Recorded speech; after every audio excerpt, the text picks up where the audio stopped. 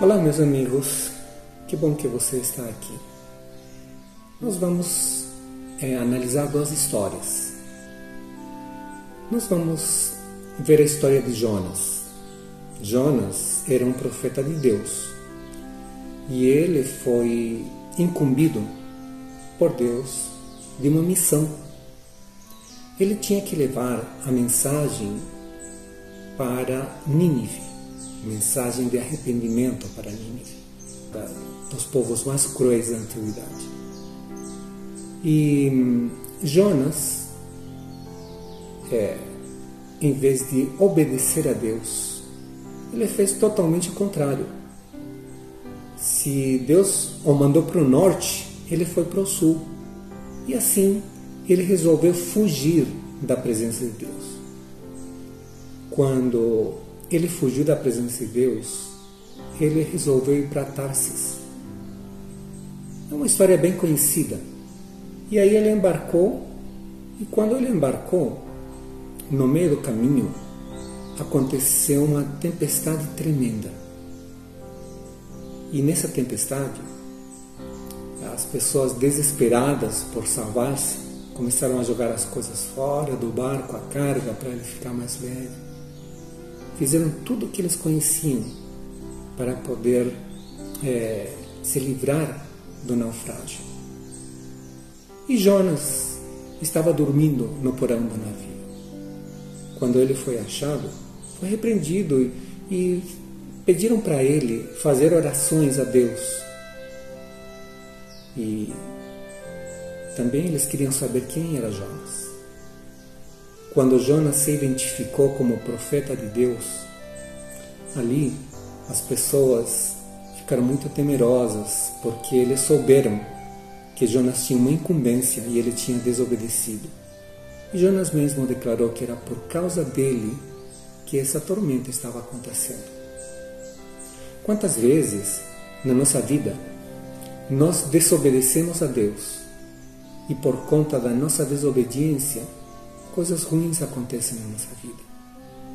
E era o que estava acontecendo com Jonas.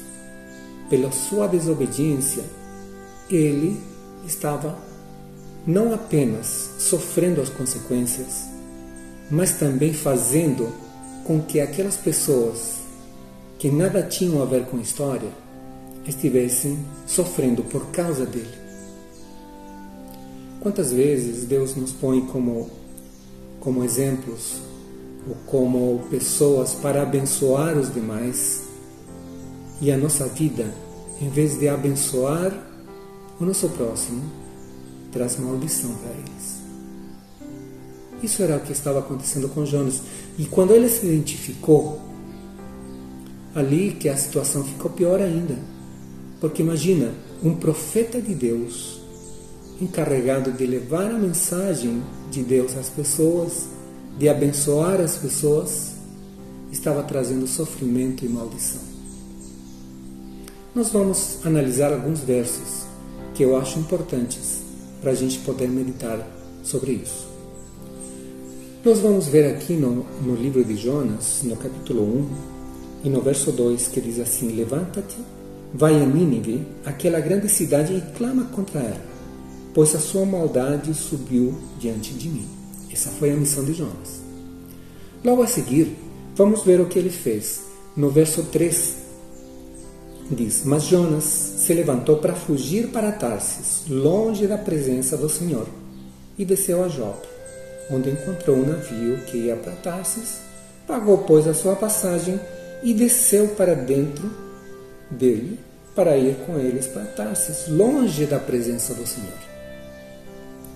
Muitas vezes nós conhecemos a Deus, nós nos declaramos os seus filhos, declaramos que somos cristãos, mas, no entanto, quando Ele nos dá uma incumbência, nos dá uma missão, a gente quer fugir e, como Jonas fez, longe da presença do Senhor. Como se isso fosse possível, né? E depois, no verso 4, nós vemos o que aconteceu. Mas o Senhor mandou um grande vento ao mar e fez-se uma poderosa tempestade no mar, de modo que o navio estava a ponto de quebrar-se. E ali, quando nós nos afastamos de Deus, é a oportunidade para que coisas ruins aconteçam. Porque não estamos mais sob a proteção dele. E quando nós não estamos sob a sua proteção, ali o inimigo de Deus pode fazer com que coisas ruins aconteçam na nossa vida, com que problemas venham a nos perturbar. E foi o que aconteceu com Jonas. Uma grande tempestade. Já no verso 5 ele diz assim: então os marinheiros ficaram com medo e cada homem clamou ao seu Deus e lançaram as cargas que estavam no navio ao mar para o aliviarem. Mas Jonas desceu ao porão do navio e, deitado, dormiu profundamente.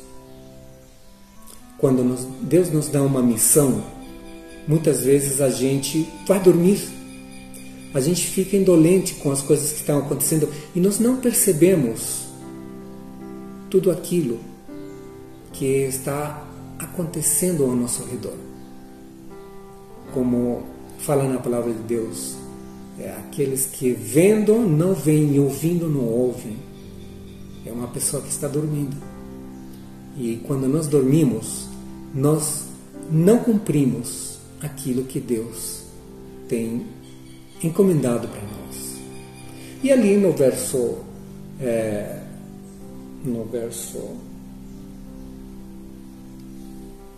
9, né, diz assim, quando eles pediram, né, acordaram Jonas e pediram para ele se identificar, né, então ele diz assim: eu sou hebreu e temo ao Senhor Deus do céu, que fez o mar e a terra seca. Então aí a gente vê que ele se identifica como filho de Deus, como filho do Deus Criador, do céu, do mar e de tudo aquilo que neles há, né? E aí ele se identifica e diz assim o seguinte para eles: e ele lhes disse: levantai-me e lançai-me ao mar, para que ele se acalme, pois eu sei que é por minha causa que esta grande tempestade está sobre vós. E aí quando ele acorda, ele dá a solução para eles: joguem-me no mar, que aí a tempestade será acalmada. Imagina uma tempestade, um mar furioso, com ondas muito grandes, ventos, chuva. Imagina lançar uma pessoa ao mar. Justamente seria o quê? Seria a sentença de morte daquela pessoa. E foi aquilo que Jonas estava disposto a fazer. Ele estava disposto a morrer. Só que a morte dele seria longe de Deus. E a sua morte determinaria a sua perdição eterna. E Deus, como tanto nos ama, mesmo nós estando errados, Ele dá uma chance para nós. Ele sempre quer nos salvar.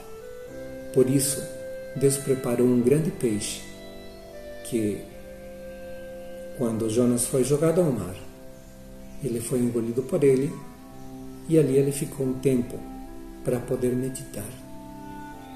E quando ele estava nas profundezas do mar, ele clamou a Deus. E Deus deu a libertação para ele, deu mais uma chance para ele poder cumprir a missão que Deus tinha lhe encomendado. Quantas vezes nós não ouvimos a voz de Deus, nós ficamos distantes dele, e ele sempre está nos dando mais uma chance, como deu a Jonas. E Jonas pode ir a Nínive e cumprir a missão que Deus tinha encomendado para ele. A gente vê na história de Jonas as consequências que a desobediência a Deus pode trazer, o sofrimento desnecessário que muitas vezes nós passamos por conta de não obedecer aquilo que Deus deixou para nós. Mas nós vamos ver uma outra história aqui na Bíblia que se encontra em Mateus. Nós já conhecemos muito, muito já ouvimos falar sobre o Sermão da Montanha, quando Jesus ensinou muitas histórias interessantes para aquelas pessoas que estavam ouvindo. Entre essas histórias, nós vemos as bem-aventuranças, quando Deus falava assim, quando Jesus falava que bem-aventurados são aqueles que sofrem, porque serão consolados, bem-aventurados os pobres, né? Todas as pessoas que eram marginalizadas ou que estavam sofrendo, Deus considera como bem-aventurados, como felizes, né? E Ele ensinou uma série de outras coisas, inclusive nos falou sobre a dependência que nós temos de Deus. Quando Ele fala sobre os passarinhos, eles não semeiam nem colhem, mas Deus os alimenta, né? As flores do campo. E Ele ensinava de tantas coisas que as pessoas ficavam maravilhadas, como nós vemos aqui no verso 28 do capítulo 7 de Mateus, que está falando assim: e aconteceu que, concluindo Jesus esse discurso, as pessoas se admiravam da sua doutrina, né? E no verso 29 ele diz assim: pois ele os ensinava como quem tinha autoridade e não como os escribas. Quem tem autoridade é aquele que vive a mensagem. E Jesus tinha essa autoridade. E os discípulos que estavam perto também ouviram todo o sermão da montanha. Mas nós vemos que da teoria para a prática existe uma grande diferença. E Jesus queria demonstrar para eles não apenas uma lição teórica, mas uma lição prática. E aqui no verso 8, no verso 18 do capítulo 8, diz assim: ora, vendo Jesus a grande multidão ao seu redor, deu ordens para que passassem para o outro lado. Então deu ordens para os discípulos para passar para o outro lado do mar da Galileia. E ali eles obedeceram, né? Nós vemos que eles entraram no barco no verso 23 do capítulo 8. E entrando ele no barco, seus discípulos o seguiram. Então todos entraram no barco. E aqui nós vemos um paralelo. Jonas foi mandado para Nínive. Ele também entrou no barco. Só que ele entrou no barco para fugir. E os discípulos entraram no barco com Jesus porque ele tinha pedido para eles entrarem e irem para outro lado do lago, né? Aí no verso 23, né, que nós lemos, diz que eles entraram junto com Jesus, seguindo a Jesus. Então, quando nós entramos no barco seguindo a Jesus, pensamos que as coisas podem ser diferentes e que a gente pode se dar bem. Mas, na verdade, o que aconteceu? Vamos ver aqui no verso 24, né, do capítulo 8, que diz assim: e eis que surgia uma grande tempestade no mar, de modo que o barco foi coberto com as ondas. Ele, porém, dormia. E aí a gente vê um outro paralelo com a história de Jonas. Eles entraram no barco e aconteceu uma grande tempestade. Jonas entrou no barco e aconteceu uma grande tempestade. Só que os discípulos entraram no barco seguindo a Jesus. E Jonas estava fugindo dele. E aí a gente pensa: se eu estou seguindo a Jesus, por que acontecem tantas coisas, tantas dificuldades na minha vida? E aí a gente pode pensar: se nós estamos com Deus, tudo vai bem. E, na verdade, tudo vai bem, mas não necessariamente como a gente quer, né? E aí a gente vê que Jesus estava dormindo. E a gente lembra da história de Jonas, que Jonas também estava dormindo. Qual que é a diferença entre o sono de Jesus e o sono de Jonas? Deus sabia o que estava acontecendo e Jesus estava dormindo e ele estava sob os cuidados de seu pai. Só que Jonas não estava. Ele estava dormindo o sono da indolência. E aqui a gente vê uma coisa bem interessante no verso 25. Diz assim: e vindo até ele, os discípulos acordaram-no, dizendo: Senhor, salva-nos, estamos perecendo. A mesma coisa que aquelas pessoas fizeram com Jonas. Elas foram pedir para Jonas acordar, para fazer alguma coisa, para orar ao seu Deus, para que os pudesse salvar. E os discípulos acordaram Jesus e pediram para que ele os salvasse. E aí Jesus, no verso 26, diz assim: e ele lhes disse: por que temeis, ó gente de pouca fé? Então, levantando-se, repreendeu os ventos e o mar, e fez-se grande bonança. Jesus não pediu para ninguém ser jogado ao mar, porque não existia esse problema. Eles estavam sob a proteção de Deus. Só que Jonas pediu para ele ser jogado ao mar, essa era a solução. Mas na verdade, quando nós pensamos que a nossa solução é apenas a morte, Ele nos dá uma outra chance. E aqui, Jesus falou, tudo bem, por que vocês estão duvidando? Porque vocês estão com medo. Eu não ensinei para vocês sobre as aves, que elas não semeiam nem colhem, mas Deus está cuidando das flores que Ele cuida. Como não vai cuidar de vocês, que valem muito mais do que uma ave, do que uma flor, não é? Deus, Ele nos ama e Ele nos cuida, e Ele cuida de nós a cada instante. Por mais que a gente pense que Deus está distante, Ele está presente se nós estamos seguindo a sua vontade, como os discípulos ao entrarem no barco sob a ordem de Jesus. Ele tinha dito para eles, vamos para outra margem. Se Deus disse, ou se Jesus disse para eles, vamos a outra margem, eles tinham que ter confiado na palavra de Jesus, que eles chegariam a outra margem. Não importa as dificuldades, eles chegariam. Porque Jesus não disse para eles, subam no barco, me sigam, que nós vamos naufragar e perecer. Não. Jesus prometeu a eles, nós vamos chegar a outra margem. E eles ficaram com medo, na dificuldade, e não acreditaram, né? Então aqui no verso 26 nos diz isso. E depois, no verso 27, a gente vê uma coisa bem interessante. No verso 27. Mas os homens se maravilharam, dizendo, que espécie de homem é este, que até os ventos e o mar lhe obedecem?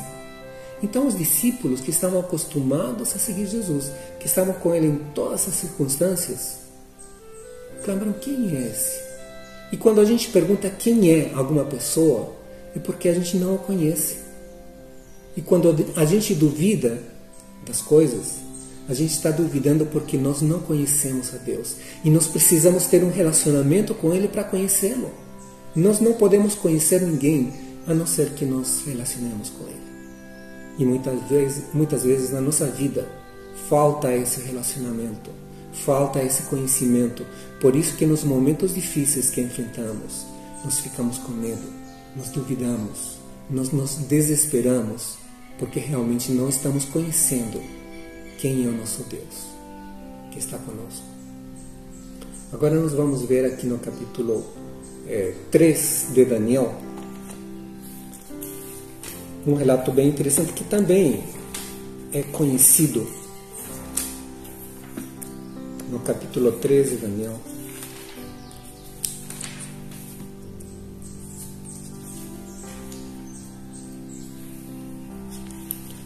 E no verso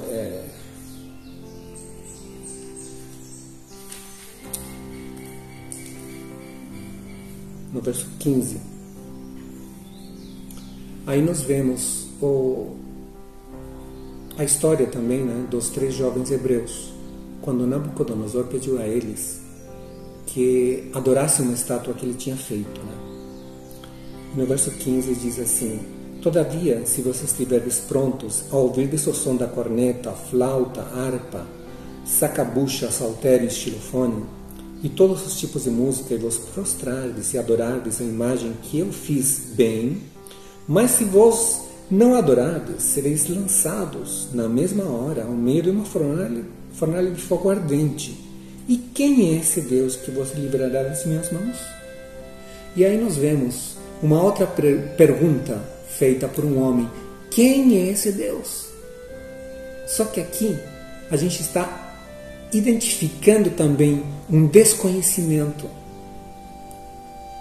Nós vemos no reflexo dessa frase que Nabucodonosor não conhecia Deus, porque não tinha um relacionamento com Ele. Ele não sabia do que Deus era capaz, do que Deus não era capaz. Por isso ele diz assim, eu vou jogar vocês na fornalha de fogo.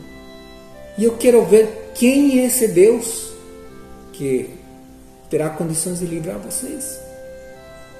Mas aí a gente vê alguém que conhecia Deus. E no verso 16 do capítulo 13 de Daniel diz assim: Sadraque, Mesaque e Abednego responderão e disserão ao rei: Ó Nabucodonosor, nós não somos cautelosos em responder-te nessa questão. Se assim o for, nosso Deus, a quem servimos, é capaz de nos livrar da fornalha de fogo ardente, e Ele há de nos livrar da tua mão, ó rei.